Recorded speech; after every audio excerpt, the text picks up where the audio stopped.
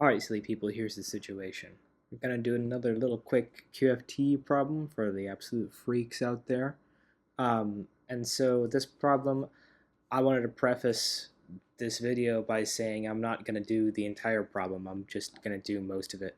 The bit at the end about trying to find the selection rules for the annihilation of higher positronium states and for one photon transitions between those positronium levels. I'm not going to be thinking about that because my professor didn't even really assign it, so I'm just going to do the first part, really, everything before that. So with that, I will get started. It's talking about, let me read the problem out loud while I'm doing it. Two spin 1.5 particles can combine into a state of total spin, either positive or either 0 or 1, and the wave functions of these states are odd and even respectively under the interchange of the two spins. So I'm going to write the state that you would form out of this uh, inside of its own rest frame, or or at least what it's proportional to.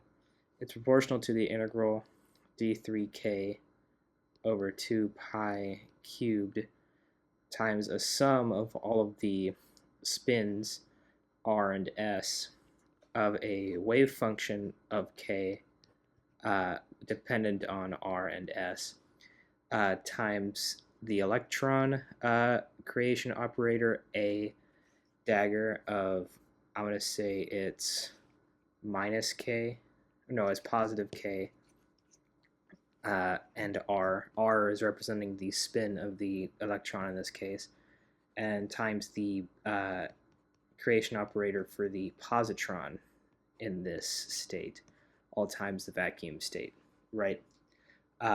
So let's just act the parity transformation on this and also the charge conjugation on this to see how it gets affected. So P times psi is going to be evaluated by sticking p dagger p's everywhere inside of the integral. So this is now d3k over 2 pi cubed sum over r and s. P psi rs vec k, and then p dagger p a dagger of k and r, and then p dagger p b dagger of minus k and s times p dagger p acting on the vacuum state, right? And we know how each of those things will change. Each of those little pieces are going to change under parity transformations. The wave function should go like gamma 0 psi minus vec k sub rs. The creation of that, the creation operator for the electrons should just have the sign flipped inside of its little k, so it's now a dagger of minus k r, and then the parity thing operating on the creation operator for the positron should have an overall minus sign times the positron creation operator, but then the sign of the k inside of the operator also gets changed, and this is times the vacuum state omega, right? This actually applies an overall minus sign from the minus b dagger thing, but also in general, if you have this psi of minus k, then you can also write it as minus 1 to the L of that psi of k. So really you have that P acting on the state is going to go like the integral d3k over 2 pi cubed, and then the gamma 0 acting on the vacuum state doesn't really do anything, so I'm not even going to include it in the final version of the state, but it is going to be multiplied by a minus 1 coming from the creation operator of the positron, and also a minus 1 to the L from the psi of minus k. So this is psi rs of k, a dagger of minus k r, and b dagger of k s, which, by the way, that is an equivalent starting state for the electron-positron pair. It's just that now, instead of the electron coming this way and the positron going this way, it's just that they're flipped around. So now the positron's coming this way and the electron is coming this way. So this is the same as the thing that we started with. So it's a minus 1 to the L plus 1 times the original state.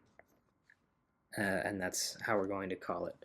And by the way, we're going to be trying to represent all of the states in this by a given quantum angular momentum number, L, and this is going to represent the total angular momentum, by the way, and a total spin, S. So that is how we're going to write the state, is just L and S. Right. Moving on to charge conjugation. If you do the same thing on the charge conjugation on the state, that is going to look like the integral d3k 2 pi cubed, and I guess I forgot the sum over r and s right here, but that's fine.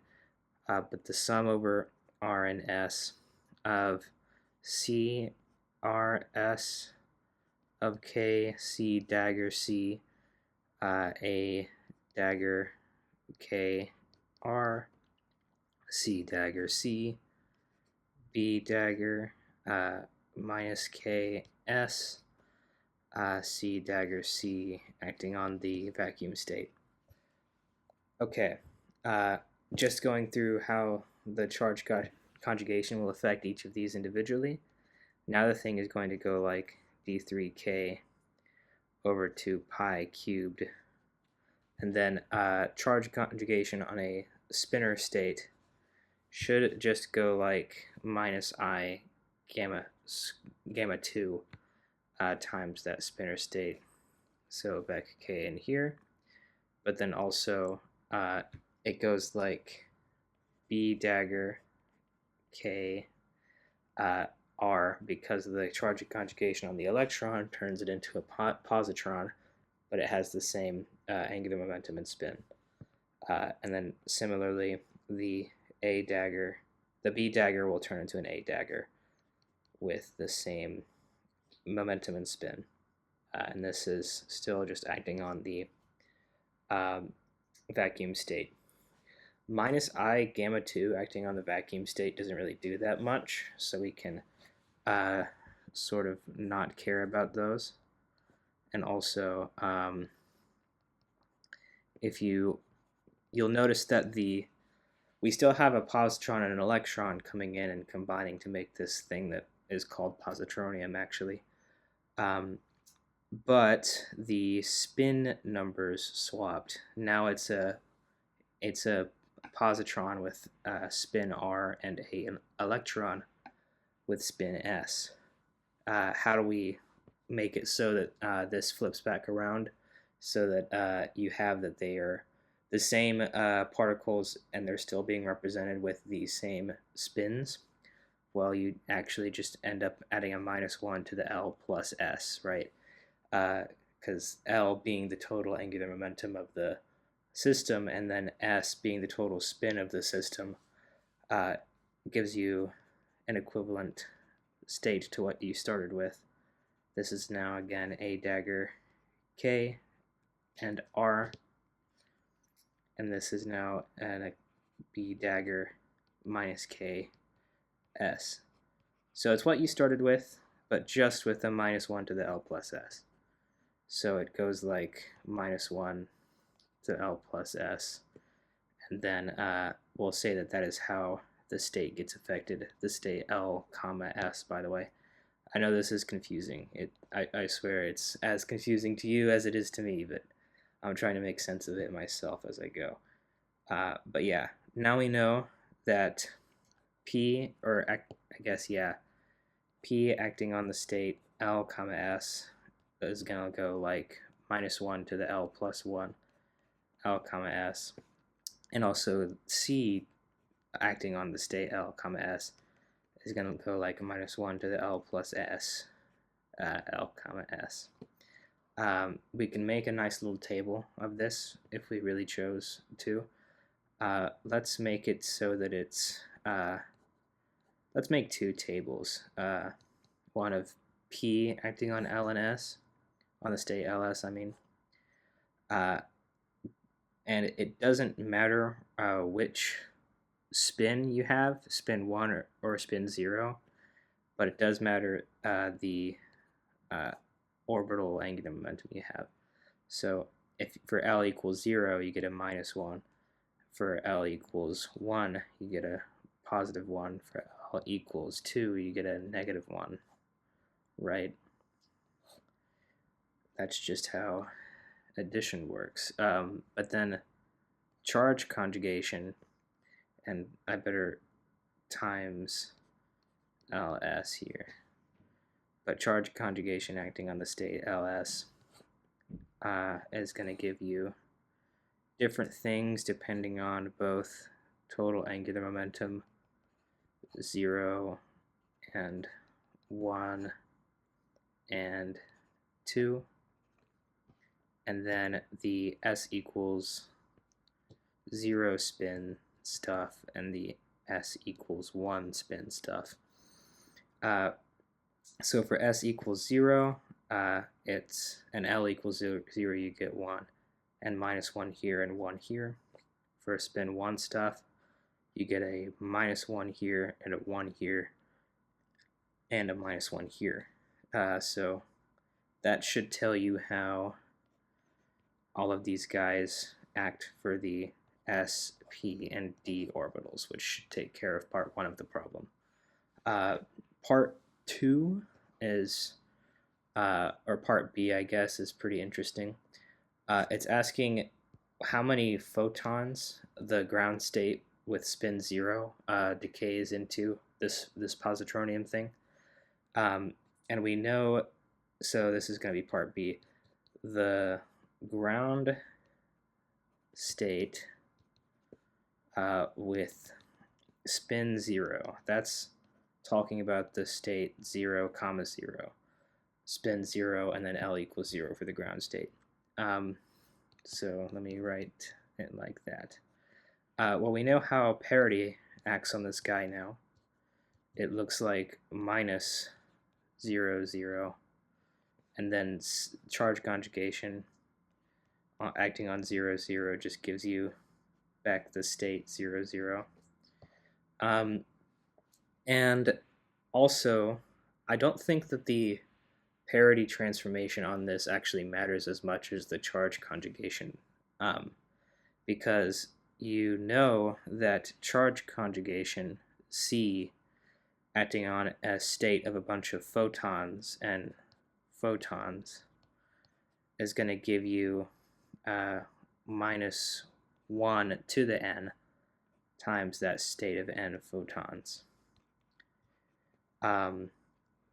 And so our positronium state should act the same after it decays into a number of photons. So it looks like we've got a positive number on our charge conjugation term, so n has to be even, and then the lowest number of even particles that a positronium can decay into is 2, so I'm saying n equals 2 photons for this state up here. The next state it talks about is the ground state for spin 1 of the positronium. So that's talking about the state now, L equals 0, S equals 1.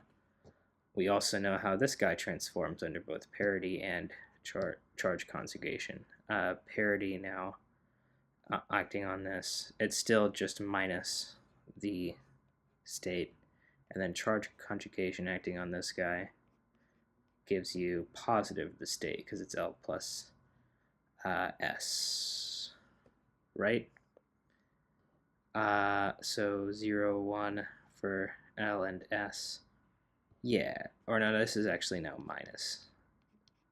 yeah, it's minus 1 times the state. Just referring to the table. And then, yeah, the smallest amount of photons that this decays into, you see it's an odd number because, again, photons with a group of photons being charge conjugated gives you minus 1 to the n. So n definitely is odd, but it's not going to decay into just one photon, I don't think. A positron and an electron has to decay in it to at least 2, but it's odd, so you have to up it up to n equals 3, because minus 1 to the 3 does give you back a minus 1, which matches this sign.